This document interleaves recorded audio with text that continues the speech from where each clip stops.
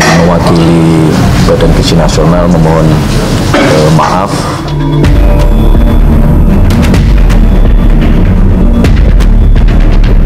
September 2025 MBG di SDN Gunanya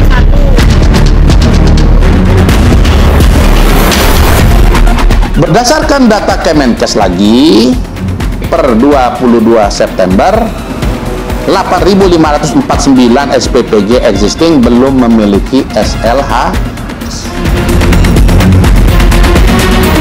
Dok, emang di SPPG nggak ada ahli gizi? Ada. Tapi setelah teman-teman kami yang lebih senior datang ke SPPG, ya Allah, ahli gizinya baru lulus.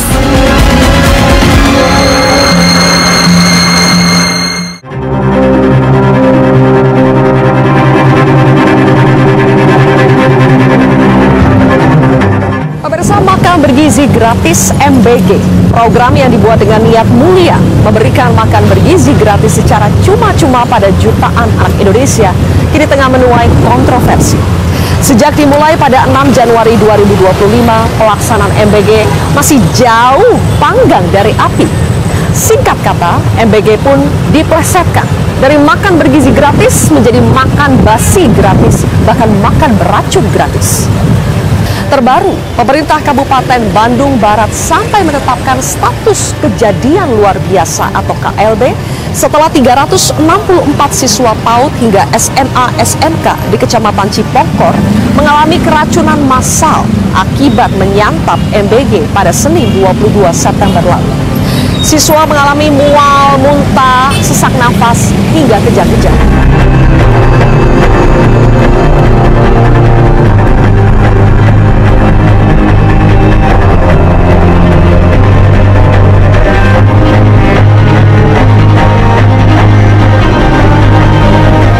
Gizi Nasional Dadan Hindayana melihat langsung dengan mata kepala sendiri korban-korban berjatuhan akibat tata kelola MBG yang buruk.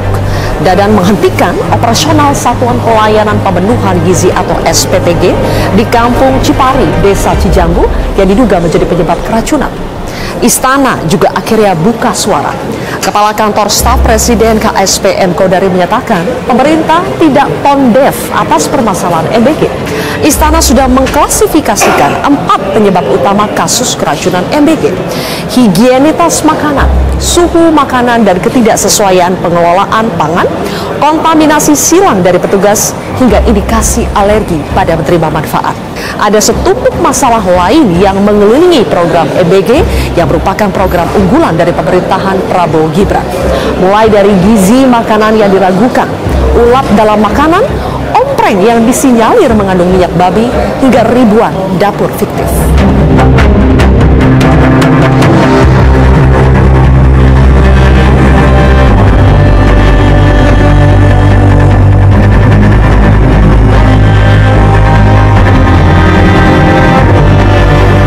Berkaca dari berbagai persoalan MBG saat ini, masyarakat khawatir bukannya meningkatkan status gizi anak, MBG justru membahayakan kesehatan anak.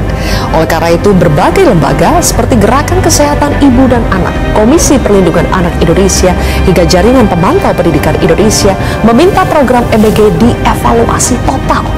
Dengan anggaran sebesar 335 triliun rupiah tahun depan atau naik 264 triliun dibandingkan tahun 2025 dan target penerima manfaat sampai 82,9 juta orang, apa rencana konkret Badan Gizi Nasional untuk membenahi program MBG? Saya akan mencari jawabannya langsung kepada Wakil Kepala Badan Gizi Nasional.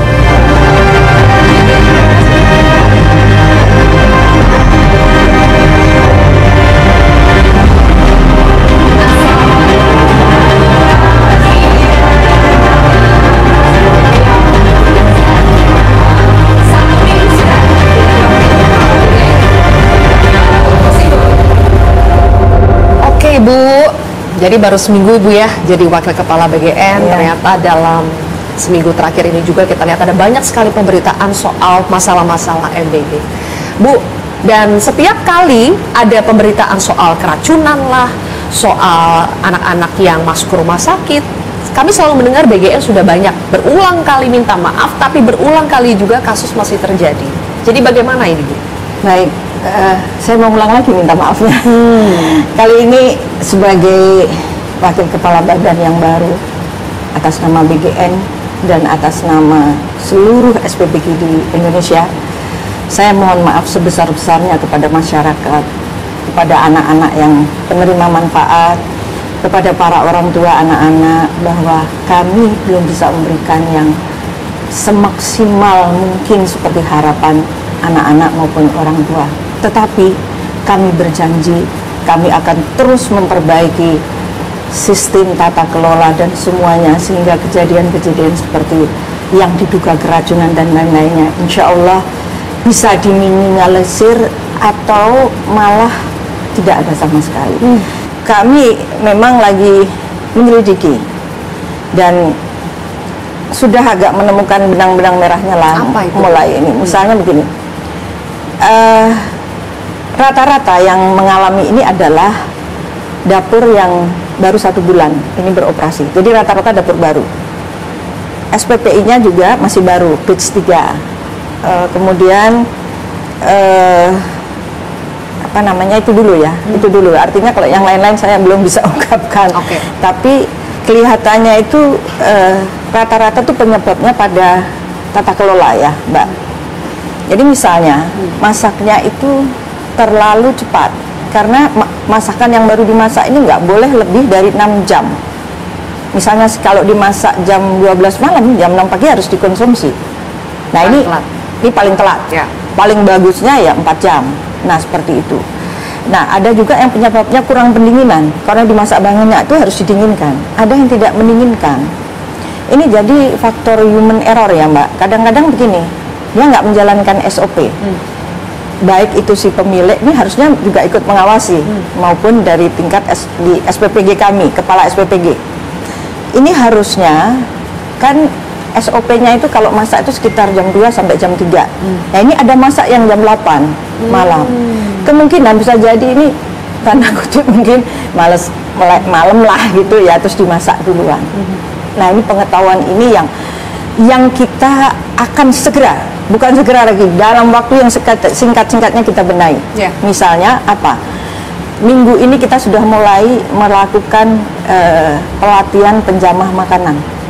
Jadi yang di dapur-dapur itu kita latih, dilatih dari Departemen Sosial, dilatih dari Departemen Kesehatan, kemudian juga dengan chef yang kita undang, supaya mereka punya pengetahuan bagaimana teknik memasak. Karena ini dalam jumlah banyak dan harus menyajikan dalam waktu yang sesingkat-singkatnya. Kan banyak yang merasa bahwa seharusnya ini zero mistake, tidak boleh ada error, karena ini menyangkut bisa menjadi nyawa manusia ini taruhannya, Bu ya. Kalau kita lihat kemarin Kepala BGN sendiri, Pak Dadan, sudah melihat sendiri bagaimana korban-korban keracunan itu yang di Cipohor itu kan banyak sekali, Bu ya, yang di GOR. Nah, kalau solusi jangka pendek yang diambil adalah menghentikan operasi dari SPPG-nya, itu kan dianggap solusi yang kasus per kasus aja, Bu. Sementara yang diinginkan adalah evaluasi total. Nah, evaluasi total itu akan dimulai dari mana, Bu? Kami kan sudah umumkan bahwa kami membentuk tim investigasi. Lalu tadi kami akan melakukan pelatihan penjamah makanan. Jadi yang di dapur ini bukan hanya kepala SPPG-nya, seluruh yang masak kita akan latih. Ini sudah mulai, minggu ini sudah kita mulai. Jadi nanti di tiap-tiap wilayah akan kita sewa tempat untuk dilakukan pelatihan. Kemudian yang ketiga, kita tegakkan lagi SOP. Kita berapa malam, makanya saya bilang saya nggak tidur nih, berapa malam ini saya dengan Pak Sony terus untuk kita video call dengan para SPPG, bahwa kemudian saya juga sampaikan kepada pihak yayasan, saya dengan keras mengatakan, tolong Anda jangan kalau mau dapat menjadi mitra aja keras-keras, usaha keras, tapi ketika sudah menjadi mitra Anda tidak ikut mengawasi. Harus ikut mengawasi, dan saya wajibkan mereka untuk menyiapkan chef sebagai untuk second opinion. Untuk ini kan ini ada chef nih yang disewa, yang relawan-relawan chef yang di BGN. Nah, tapi harus ada nih chef dari yayasan. Artinya gimana supaya saling mengawasi. Nah Bu, selain soal pengawasan Bu ya, karena sekarang semenjak kasus-kasus keracunan ini bermunculan, akhirnya dalam tanda kutip masalah-masalah BMBG yang lain, borok-borok yang lain itu ikut dikuliti Bu. Iya. Jadi bukan saja soal keracunan, tapi juga kualitas dari menu makanan MBG. Saya yakin Ibu sudah lihat macam-macam. Ada yang cuma kacang rebus dengan roti selai, itu banyak Bu, baru-baru ini beredar kan.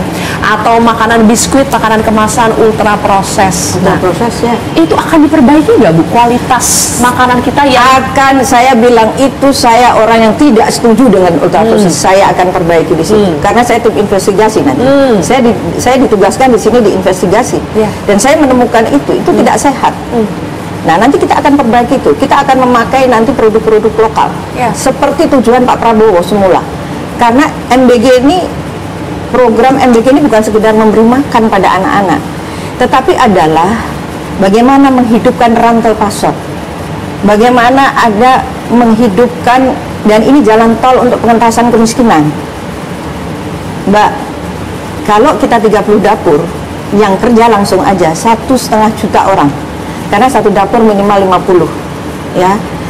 Kalau ini saya kasih contoh, tempe, produk tempe itu satu hari kalau kita pakai, memakainya itu satu dapur 3,5 kuintal.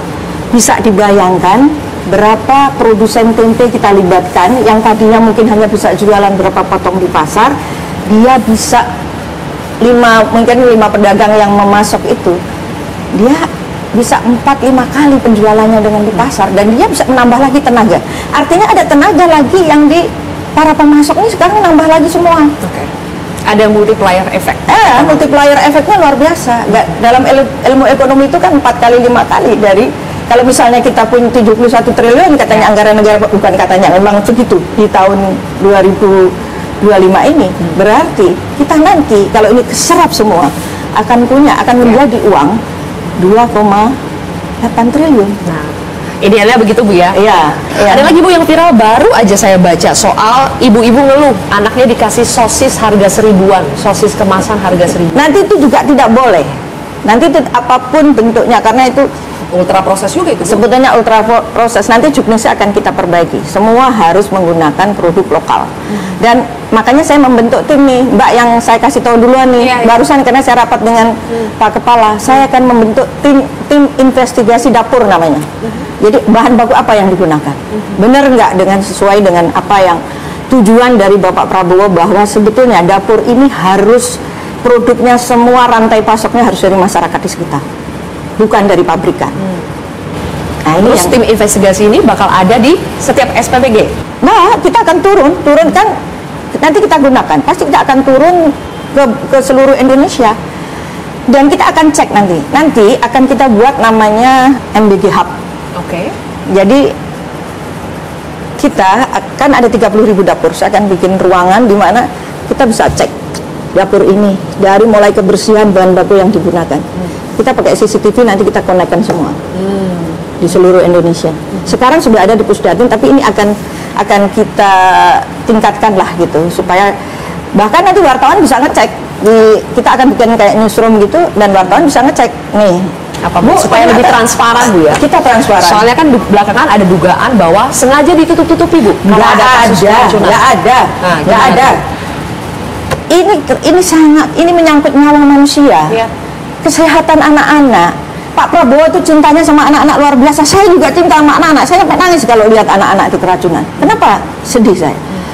Karena mereka ini, Mbak, yang di kota oke lah punya, yang di daerah-daerah itu sangat berharap, sangat memimpikan dengan makan bergizi gratis ini, ya. Terus kalau mereka sampai keracunan itu, kan kami ini menambah penderitaan mereka, iya kan? Kami bukan meringankan, tapi menambah penderitaan. Jadi nggak mungkin kami tutupi. Kami akan terbuka. Saya terutama wartawan, silahkan 24 jam on handphone saya, ya. Dan kenapa? Kalau ditutup-tutupin nanti bagaimana kami berkoordinasi dengan pemerintah daerah supaya mengurus ini, harus dibawa ke sana, harus dibawa ke ini. Kan yang bisa, kan yang punya otoritas kan pemerintah daerah. Kami akan kerjasama dengan para bupati dan wakil bupati sebagai pengawas di daerah. Kita juga akan bikin hotline, biar orang tua ini dengan mudah kapanpun 24 jam bisa nelfon, anak saya keracunan, anak saya mengalami masalah ini menunya jelek banget, biar mengadu juga ke kami. kami butuh masukan dari masyarakat, butuh banget. Kalau nggak dari mana? Misalnya anak-anak cuma dikasih kacang sama apa, kan kita juga nggak tahu kalau masyarakat gini. Tapi mohon jangan hoax, tapi di satu sisi jangan gini dong.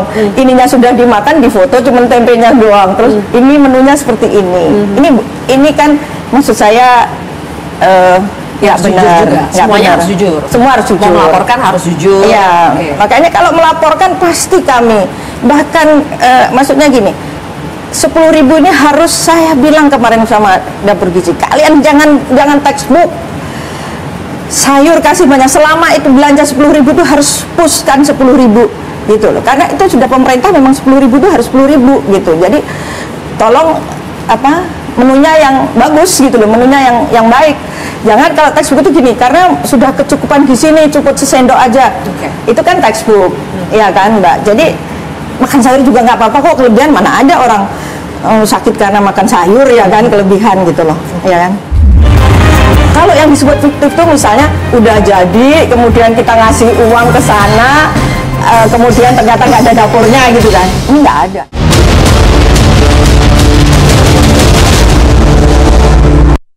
Farah, musim kemarau panas. Musim hujan.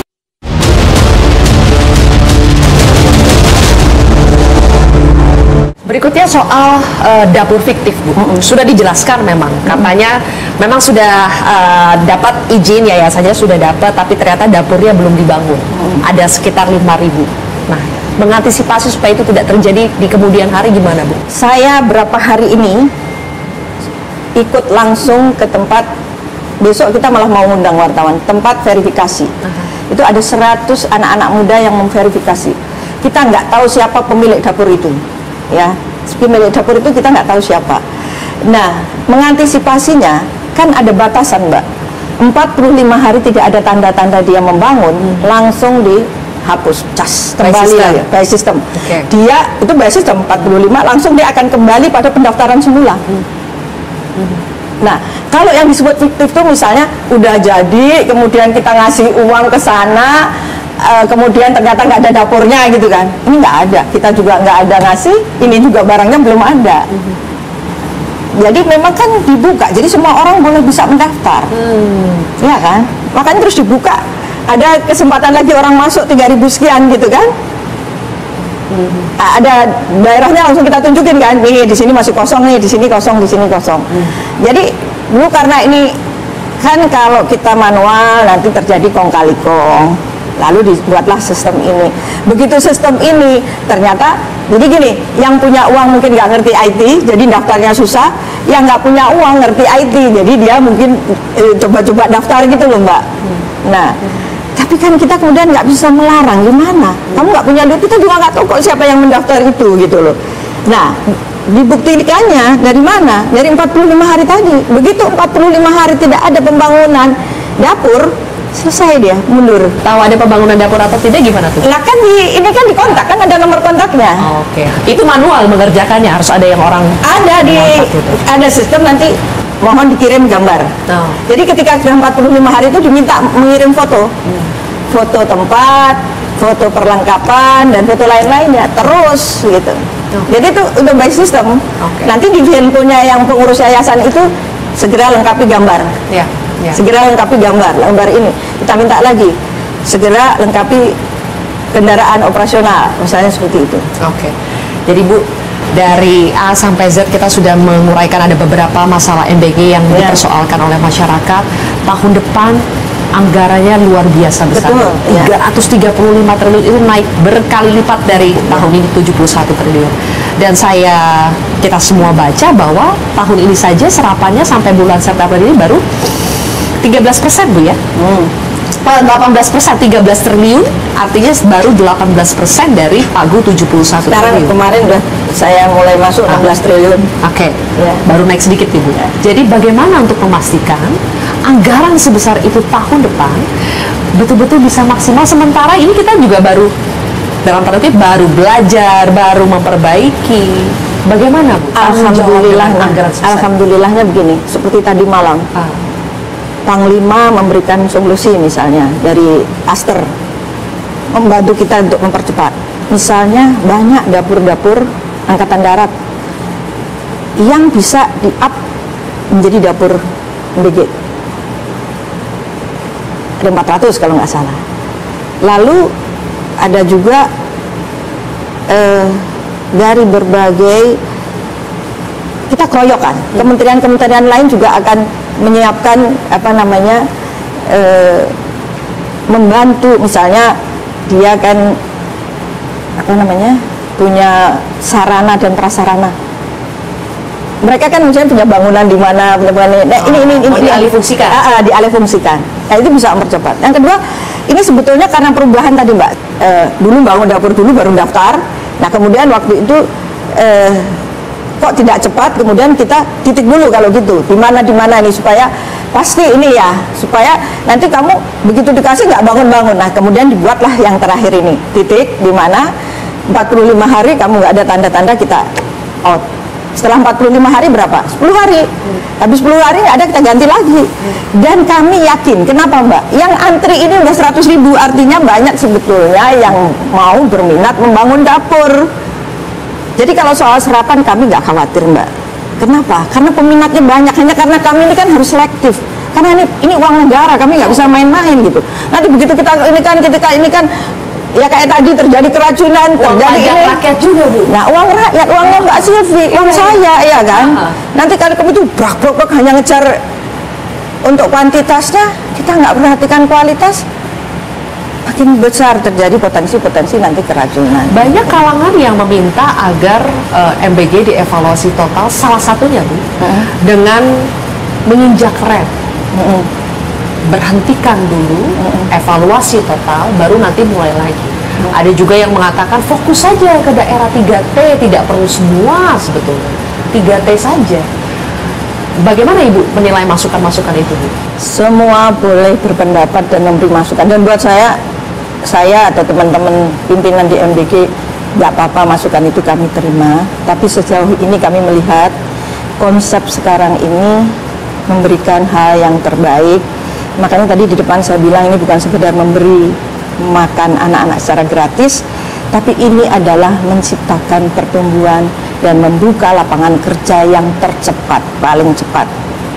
Karena nanti kalau lapangan kerja nggak terserap, kami diprotes lagi. Kemudian ini juga cara pengentasan kemiskinan, jalan tol. Satu, saya kasih contoh. Orang dulu yang petani kangkung jual 100 ikat saja Mbak, nangis darah, dia sore nggak laku. Sekarang dia bisa menjual 5 kali lipat. Nah, orang yang tadinya miskin sudah tidak miskin lagi kalau dia bisa menjual 500 ikat satu hari ke dapur MBG, ya kan? Jadi kami melihat ini masih yang terbaik, dan kalau ada kurang-kurangnya kami akan terus perbaiki dengan berbagai cara pokoknya. Dan masukan siapapun kami terima dengan senang hati. Monggo silahkan, makanya apapun ini harus begini, ini kami terima.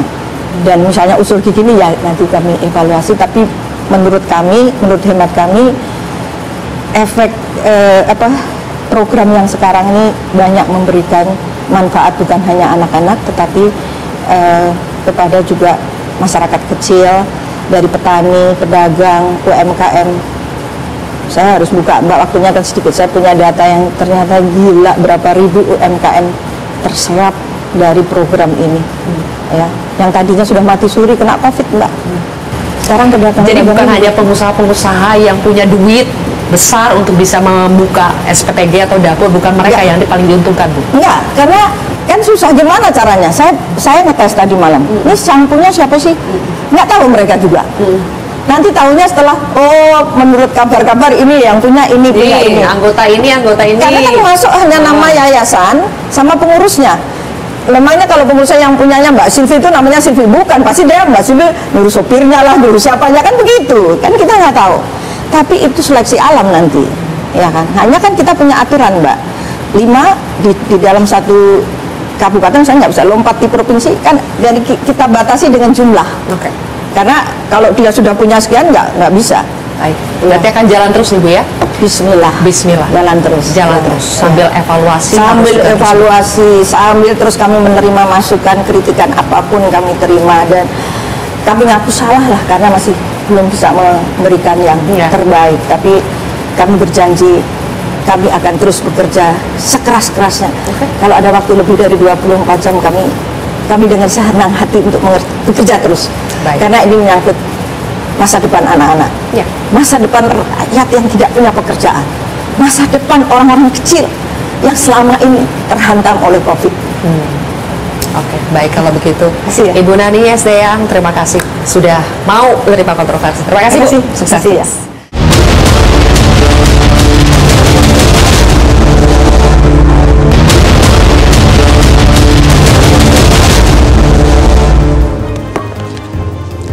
Pemirsa, kami akan kembali melanjutkan perbincangan seputar geger MBG ini dengan dua narasumber yang sudah ada di studio. Yang pertama adalah anggota Komisi 9 DPR RI dari fraksi Nasdem, Uni Irma Suryani Cariago. Uni Irma, selamat malam. Selamat malam. Terima kasih sudah hadir di kontroversi.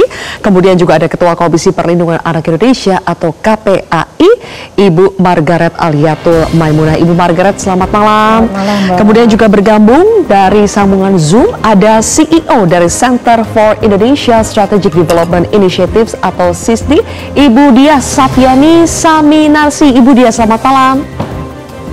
Selamat malam. Baik, semuanya sudah hadir di kontroversi. Saya akan mulai dulu dari Ibu Margaret. Kita tampilkan pemberitaan hari ini selain soal ada menu ikan hiu goreng ya yang menyebabkan keracunan. Hari ini juga kita mendengar bahwa perkembangan dari kasus keracunan MBG yang terjadi di Kecamatan Cipongkor dan Cihampelas, Bandung Barat, Jawa Barat, ini juga menjadi salah satu kasus dugaan keracunan MBG yang paling banyak korbannya sejauh ini. Bahkan sampai siang tadi kami mencatat ada 1.300 lebih pelajar dalam waktu 4 hari yang terkena keracunan MBG. Melihat perkembangan situasi sampai dengan hari ini, apa rekomendasi dari KPAI, Ibu Margaret? Melihat berbagai kasus terkait dengan program MBG ini ya, mulai dari soal kualitas makanannya, kemudian kasus keracunan gitu ya. Kami sudah melakukan beberapa respon cepat, salah satunya melakukan pengawasan di beberapa titik, pernah ke Tasik juga, ke Serang, ke Bantul, ke beberapa titik. Kemudian kami melakukan bersama dengan CISDI, kita melakukan sama Wahana Visi Indonesia melakukan survei kepada 1.624 anak untuk mendengarkan pendapat mereka nih terkait dengan MBG yang mereka terima. Dan tentu anak-anak menyampaikan ya, ada yang menyampaikan bahwa makanan yang diterima basi, kemudian ada menemukan ulat atau belatung di makanan, kemudian bau ini gitu ya. Sebenarnya tapi juga ada yang memberikan respon positif, Mbak. Lebih banyak yang positif atau negatif? Negatif, tapi positifnya adalah mereka menyampaikan mereka senang ada makan bersama dengan teman-teman ini. Itu sebenarnya. Nah, dari berbagai yang sudah kita lakukan, kita juga melakukan FGD, kita melakukan rakor juga dengan beberapa pihak. Kita ingin program ini harus pemerintah terutama BGN melakukan evaluasi menyeluruh gitu ya. Artinya apa itu evaluasi menyeluruh? Jadi mulai dari hulu sampai hilir tentunya ya. Tapi yang paling utama tentu adalah melakukan pengawasan secara ketat terkait dengan keberadaan SPPG ini gitu ya. Misalnya mereka harus lebih atensinya itu kepada bergizinya, jangan di gratisnya. Kira-kira begitu. Kalau ini analoginya ya. Kalau kemudian lebih ininya ke gratis kan akhirnya asal-asalan dalam semuanya. Tapi kalau kemudian yang lebih dikedepankan adalah bergizinya, tentu akan lebih memperhatikan mulai dari bahan bakunya dipilih yang terbaik, dan tentu juga mengedepankan potensi lokal gitu ya. Kemudian dalam proses pengolahannya pun juga harus diperhatikan sampai higienitasnya, sanitasinya gitu ya. Sampai kalau sudah jadi pun juga mesti proses penyimpanan sebelum didistribusikan pun juga harus diperhatikan. Nah, kebanyakan ini kan keberadaan SPPG atau dapur ini tidak selalu dekat dengan sekolah kan, Mbak. Ada yang jauh. Sementara mobilnya tidak difasilitasi oleh untuk higienitas makanannya itu bisa yang aman menjaga untuk suhu makanan itu ya. Kemudian nyampe di sekolah, kadang-kadang nggak tersedia tempat untuk menaruh yang pas di meja, misalnya kadang-kadang sebagian ditaruh di lantai di bawah. Nah ini kan tentu juga harus diperhatikan gitu ya. Nah kemudian kalau dilihat dari berbagai ragam kualitas yang disajikan ya, mulai dari makanan yang mohon maaf frozen food dalam tanda petik gitu ya, tidak mengedepankan apa namanya bahan pangan atau ketahanan lokalnya itu misalnya gitu. Nah ini kan berarti yang SPPG ini perlu ada penguatan edukasi tentang sebenarnya makanan bergizi itu kayak gimana sih, karena ini beragam, dan beragamnya ini kan ternyata banyak yang kemudian mendekati kepada ketika di-spill ya bentuk-bentuk MBG yang diterima. Ini kan banyak juga yang di luar di luar bergizi ini tadi kan gitu. Artinya berarti terus-menerus butuh MBG ini, dapur MBG-nya diberikan penguatan edukasi tentang menurut apa KPAI, itu. kenapa standar di setiap SPPG itu tidak sama? Kenapa bukankah gizi itu harusnya menjadi KPI yang pertama? Tapi kenapa persoalan dasar itu masih saja kurang? Itu juga menjadi salah satu yang kita rekomendasikan ya Mbak, bahwa SPPG ini mestinya kan punya standar nih. Kalau sudah laik gitu ya, harusnya dia baru boleh operasional. Kalau belum, ya jangan gitu ya. Kepala KSP Bu Margaret mengungkap dari 8.583 dapur MBG baru 34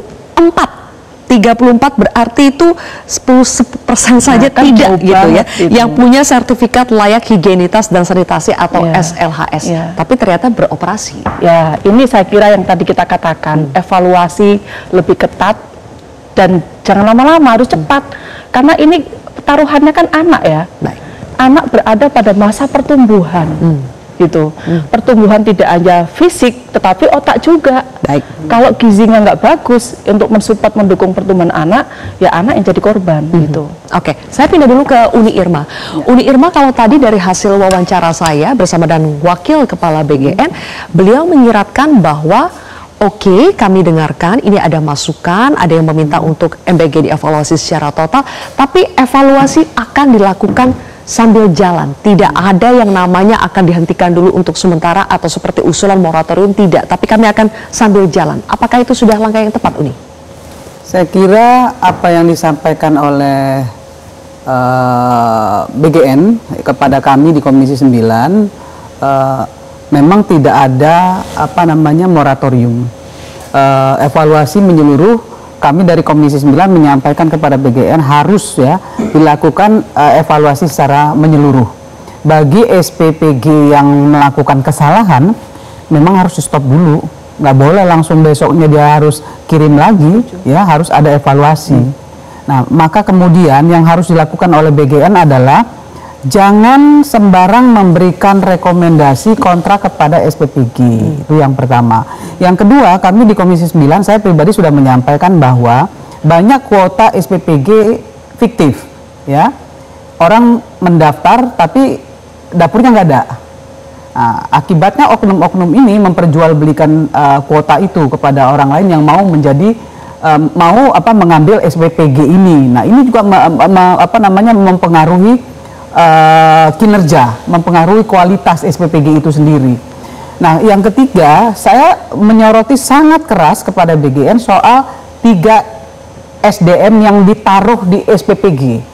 Kan di sana ada ahli gizi, kemudian ada keuangan, ada satu lagi kontrol.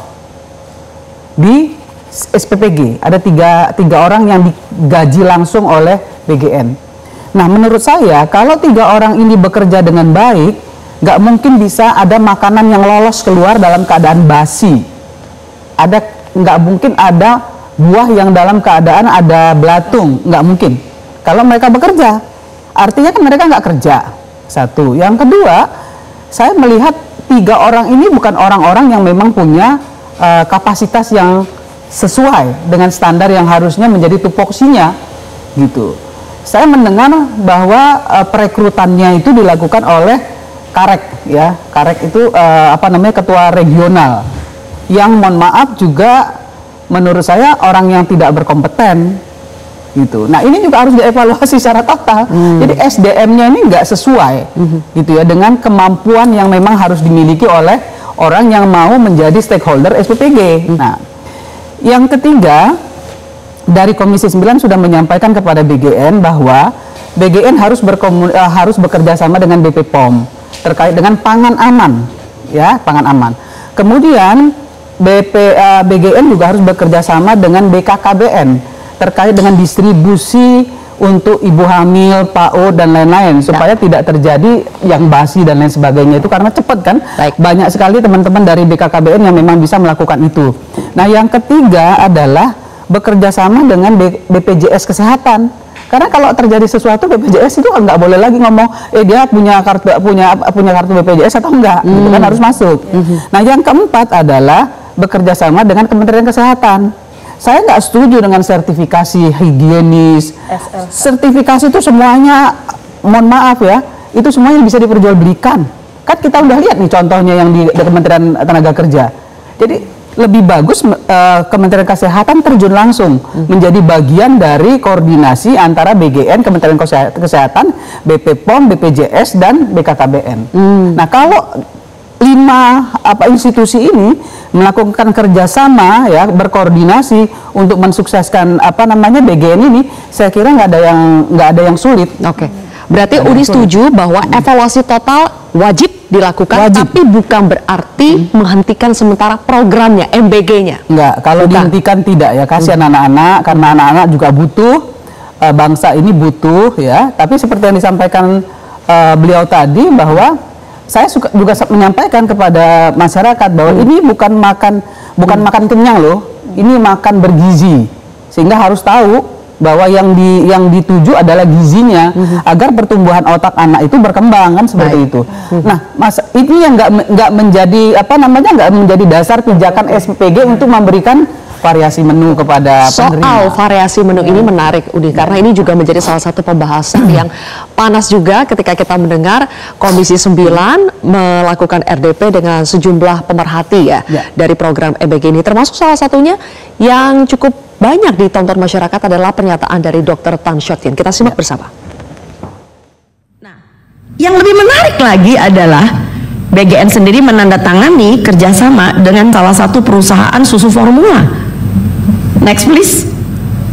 Dan akhirnya karena penandatanganan tersebut, ini juga tadi yang sudah dikeluarkan oleh CISDI, maka BGN sendiri melanggar undang-undang yang kita buat, peraturan pemerintah, ya, karena akhirnya mereka memberikan paket MBG yaitu formula biskuit balita, ya, dan formula lanjutan, yang mana bangsa kita tidak butuh formula. Bangsa kita butuh edukasi. Dan lihat ketika usia 2 tahun, udah nggak ada gelas susu di situ karena giginya sudah komplit. Kedua, karena dia sudah makan, full makan. Jadi saya tidak mau BGN itu lalu membenturkan dengan konsep-konsep PMBA yang memang sudah ada. Dan kami para nakes, juga termasuk teman-teman bidan dan teman-teman promkes, tenaga pelaksana gizi di lapangan dan para perawat, itu kita sudah mati-matian mengajar masyarakat selama 80 tahun kita merdeka, dan sekarang dihabiskan hanya karena supaya produk-produk instan ini merajalela. Baik, saya ingin minta tanggapannya dari Ibu Diah dari CISDI juga, yang pada saat RDP pada hari Senin lalu, ya, itu juga bersama dengan Dr. Tan salah satu menyampaikan saran dan juga unek-uneknya soal program MBG. Kalau menurut CISDI, Ibu Diah, pangkal masalah utama dalam pelaksanaan program makan bergizi gratis ini apa? Ya, jadi tadi yang disampaikan oleh Ibu Margaret dari KPAI, oleh Ibu Irma, Komisi 9 DPR, selamat malam Ibu-Ibu sekalian, itu ada di tataran operasional. Jadi bagaimana handling SPPG, bagaimana memastikan agar makanan itu dikemas dan dimasak dengan baik, itu ada di tataran operasional. Saya ingin menyorot ke tataran yang lebih upstream, yang lebih ke hulu, yaitu tataran kebijakannya. Jadi akar masalah dari hal ini adalah terjadinya sekarang, ya, CISDI mengeluarkan rilis media di mana kami meminta agar diberhentikan sementara program makan bergizi gratis ini, dan kemudian dilakukan evaluasi menyeluruh dengan indikator-indikator yang ditetapkan bukan hanya sepihak dari pemerintah atau dari BGN, tapi indikator-indikator yang ditetapkan bersama dengan para ahli. Tadi Dr. Yan salah satunya, ada Ibu Margaret, ada CISDI yang memberikan kebijakan, ada Komisi 9, ada Kementerian Kesehatan, ada dinas-dinas kesehatan, ada dinas-dinas pendidikan, dan lain sebagainya. Jadi harus ditentukan kriteria-kriterianya.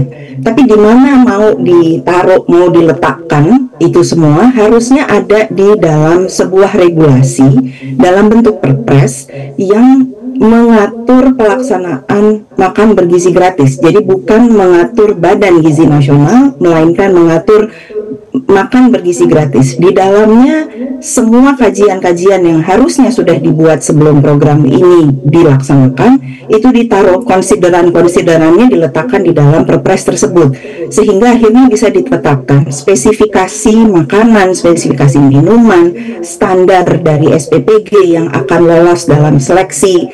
Itu ada semua di sana, sehingga kita tidak lagi berbicara bagaimana menghandle atau memitigasi keracunan, korban-korban keracunan yang jumlahnya sampai sekarang sudah lebih dari 6.000, karena waktu CISDI mengeluarkan itu 5.600 dan sekarang sudah ditambah yang dari Cipongkor di atas 1.000.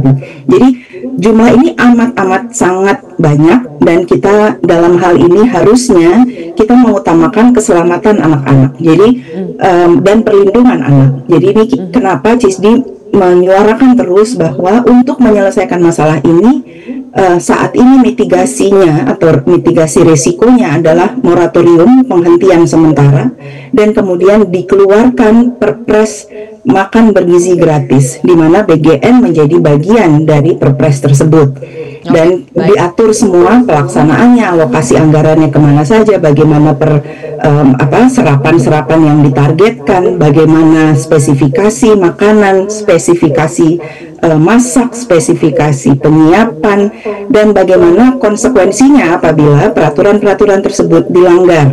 Jadi ini yang kami harap dapat menjadi keluaran dari apa yang sudah terjadi saat ini. 6.000 anak keracunan, dan makin lama makin besar.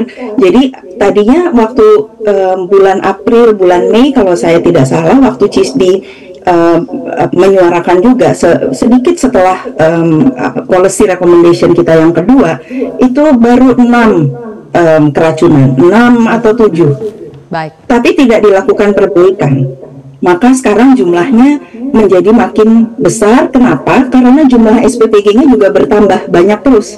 Akhirnya coverage-nya, cakupannya jadi makin banyak anak, makin banyak lokasi, makin banyak sekolah, dan akibatnya kualitasnya makin menurun. Begitu. Baik, kita sudah mendengarkan rekomendasi yang tegas ya dari CISDI soal bagaimana ini di moratorium dulu, dan juga harusnya program MBG diatur dalam level atau dalam regulasi sampai ke tingkat perpres. Saya akan tanyakan pendapat narasumber di studio bagaimana dengan usulan dari CISDI, tapi Ibu Diah, kami mengucapkan terima kasih ya atas pandangan sudah dibagikan dalam program kontroversi malam ini. Terima kasih Bu Diah. Pemirsa, kontroversi masih akan kembali lagi usai jeda, tetaplah bersama kami.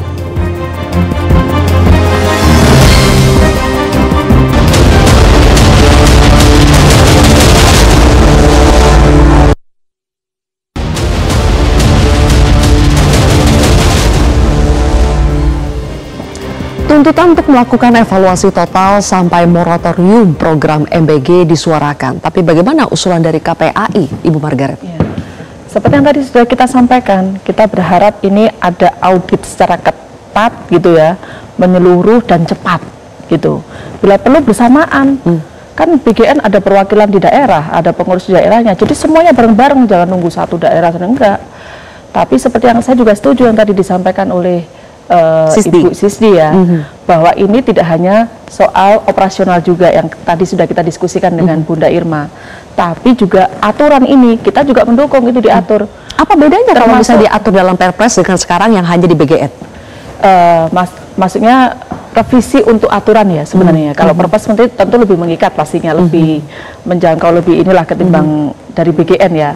Tapi maksud kami itu diperketat aturan di situ. Misalnya termasuk soal bergizi itu apa bergizi itu, yang kayak gimana. Jadi didetailkan. Di situ butuh masukan yang tadi disampaikan dari BPOM, dari Dinas Kesehatan gitu kan. Sehingga semua orang itu tahu, oh bergizi ini bukan bergizi menurut asumsi masing-masing gitu ya. Dan apa namanya, ketat, tegas kepada SPPG. Saya setuju dengan yang disampaikan oleh Bunda Irma tadi. Kalau SPPG-nya bermasalah, ya jangan terus disuruh operasional, dihentikan dulu, diawasi dulu ini apa problemnya. Disuspend dulu lah ya, SPPG yang bermasalah itu kalau ya. Kalau misalkan tidak memenuhi kelaikan, ya jangan dipaksa. Tapi bukan programnya kan, ya, SPPG-nya yang bermasalah. Ya, artinya itu tadi mengaudit secara menyeluruh, baik dari kebijakan termasuk operasional tadi ini, untuk menjamin bahwa makanan itu aman, higienis, kemudian juga halal, gitu ya. Tidak halal soal yang rame ya, soal wadah foodtrucknya tidak, tapi juga termasuk kualitas makanannya juga harus dipastikan kehalalannya. Intinya kita ingin benar-benar B-nya itu bergizi ya. Iya, Oke. Uni, tadi Wakil Kepala BGN bilang makan bergizi gratis itu bukan hanya sekedar bagi-bagi makan gratis, tapi ada multiplier effect. Ini adalah jalan tol katanya untuk menggerakkan perekonomian daerah, membantu masyarakat secara real. Berarti Uni, kalau begitu bagaimana sebaiknya masa depan nasib dari MBG ini? Saya kira MBG ini harus terus berjalan karena ini juga program yang bagus ya bagi anak-anak Indonesia agar pertumbuhan otak ya dengan adanya masukan dari makanan bergizi ini, tentu ini membuat anak-anak Indonesia ke depan memiliki IQ yang jauh lebih baik lagi dari hari ini. Dan ini harapan dari Presiden agar Indonesia masuk ke dalam Indonesia Emas di tahun 2045. Nah, untuk payung hukum memang dibutuhkan ya, payung hukum agar semua regulasi yang mendasari dari pelaksanaan MBG ini bisa dipertanggungjawabkan. Saya setuju harus ada payung hukum yang tegas ya, sehingga ketika ada masalah pemerintah hadir secara langsung karena punya regulasi yang jelas.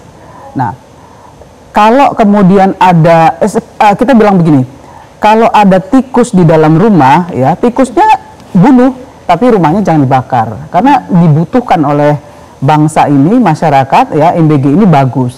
Tapi kalau SDM-nya yang seperti yang saya sampaikan tadi tidak dievaluasi secara menyeluruh, ya nggak akan pernah selesai. Nah, tapi alhamdulillah tadi Wakil Ketua BGN menyampaikan akan menerima semua masukan, tapi jangan cuma asal menerima, tapi juga kemudian diakomodir dan dilaksanakan. Karena semua masukan itu tujuannya adalah untuk memperbaiki kualitas MBG ini, ya. Sehingga penerima MBG ini, ingat ya, penerima MBG ini bukan gratisan, ini hak dari rakyat Indonesia sesuai dengan apa yang diamanahkan oleh pemerintah untuk masyarakat, bahwa semua masyarakat Indonesia memiliki hak hidup. Ya. Ini yang penting untuk dipahami, sehingga jangan bicara gratis, tapi bicara pertanggungjawaban kepada anak-anak bangsa ke depan. Baik. Terima kasih Uni Irma dan juga Ibu Margaret, terima kasih sudah bergabung di Kontroversi. Pemirsa, MBG jangan dijalankan serampangan. Butuh keahlian dan disiplin tinggi agar program MBG mendatangkan banyak manfaat ketimbang masalah.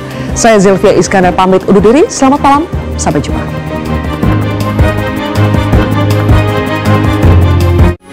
Metro TV. Jelajahi cara baru mendapatkan informasi. Download Metro TV Extend sekarang.